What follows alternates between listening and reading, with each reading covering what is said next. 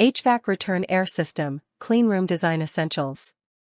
Presented by Learn GMP Incorporated in collaboration with Technical Training and Consultation Service. Overview. The return air system plays a crucial role in maintaining airflow balance, particulate control, and pressure gradients in cleanroom environments.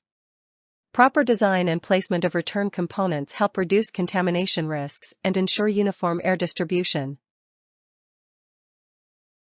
Design principles and placement. Low-level return points. Return grills should be positioned near floor level, ideally within wall surfaces, and arranged symmetrically based on architectural constraints to promote consistent airflow and particulate collection. Extended grill length. Utilize elongated return grills to maximize the surface area for air extraction and minimize dust accumulation zones. Design principles and placement. Dead zone avoidance.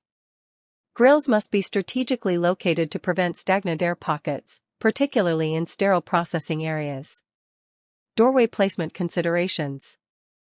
Avoid placing return grills adjacent to doors leading to lower pressure areas to reduce the risk of reverse airflow during door operation and maintain pressure cascades. Control and accessibility. Manual dampers. Equip each return air riser with manually operated dampers to regulate airflow volumes and assist in system balancing.